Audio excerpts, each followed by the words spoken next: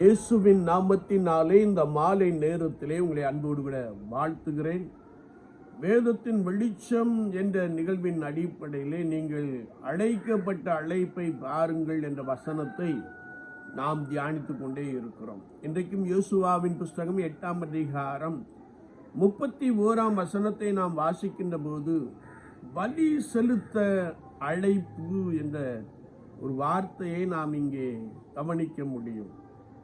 ஆயி பட்டணத்தை இஸ்ரவேலர்கள் மேற்கொண்டபடியினாலே சமாதான பலியை செலுத்தினார்கள் என்பதை பரிசுத்த வேதாகமத்தின் அடிப்படையிலே நாம் மிக தெளிவாக அறிந்து கொள்ள முடியும்.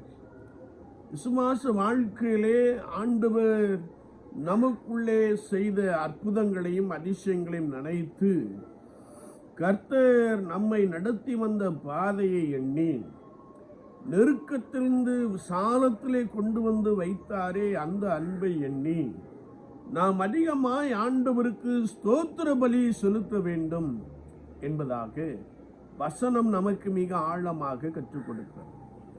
ஸ்தோத்திர பலி இடுகிறவன் கர்த்தரை மகிமைப்படுத்துகிறான் என்று எழுதப்பட்டு இருக்கிறது. இதை குறித்து ஓசியா தீர்க்கன் சொல்லுகின்ற பொழுது உதடுகளின் காளைகளை செலுத்துங்கள் என்று சொல்லுகிறார்.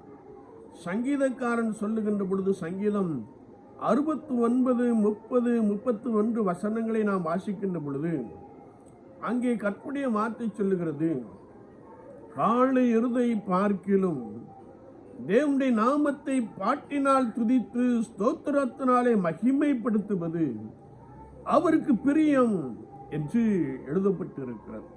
விசுவாச வாழ்க்கையிலே ஆண்டவர் செய்த சகல உபகாரங்களுக்காக சங்கீதக்காரன் அழகாய் சொல்லுகிறார். சங்கீதம் 103 என் ஆத்துமாவே கர்த்தரை ஸ்தோத்திரி, என் முழு உள்ளமே அவருடைய பரிசுத்த நாமத்தை ஸ்தோத்திரி, என் ஆத்துமாவே கர்த்தரை ஸ்தோத்திரி, அவர் செய்த சகல உபகாரங்களை மறவாதே என்ற ஒரு வசனத்தை நாம் மிக தெளிவாக அறிந்து கொள்ள முடியும்.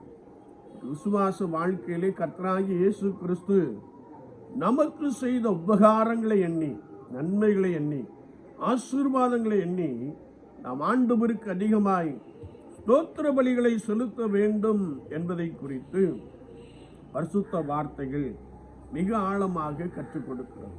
உன் சத்துருக்கள் மீது உனக்கு வெற்றியை கொடுத்திருக்கிறார், உன் நோய்களை குணமாக்கி இருக்கிறார், உன் அக்கிரமங்களை நீக்கி இருக்கிறார், உன் பிராணனை அழிவுக்கு விலக்கி மீட்டி இருக்கிறார்.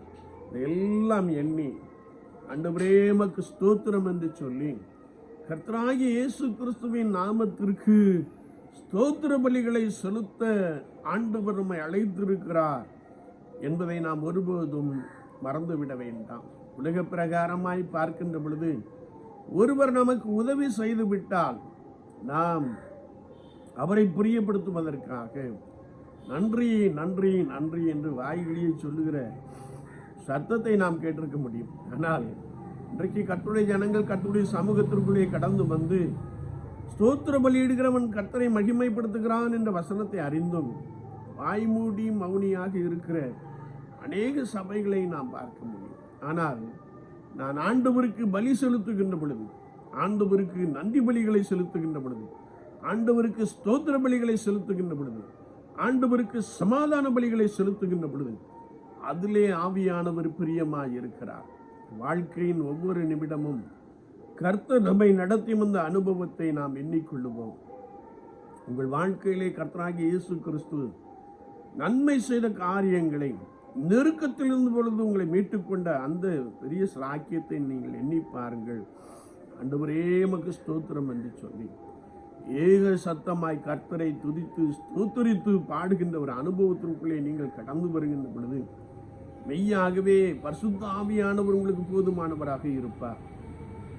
அவர் உங்களுக்கு எதிராய் காணப்படுகிற எல்லா கட்டுகளும் கடந்து போகும்படியாய் செய்வார். எனவே மிகுந்த உபத்திரவத்தின் மத்தியிலும், பாடுகளின் மத்தியிலும், வேதனையின் மத்தியிலும், ரத்தம் சொட்ட சொட்ட ஒருவேளை கால்களிலே விலங்குகள் மாட்டப்பட்டிருந்த அந்த சூழ்நிலையிலும் பவுலும் சீலாவும் தேவனை துதித்து பாடினார்கள். காவலில் வைக்கப்பட்டிருந்தவர்கள் அதை கேட்டுக்கொண்டிருந்தார்கள். எல்லாருடைய கட்டுகளும் கடந்து போயிற்று என்பதை நாம் நன்றாய் அறிந்திருக்கிறோம். என்னை கேட்டுக்கொண்டு இருக்கிற என் அன்பு தெய்வ ஜனமே, விசுவாச வாழ்க்கையிலே ஆண்டவருக்கு நன்றி பலிகளை, ஸ்தோத்திர பலிகளை செலுத்துவது அவசியம்.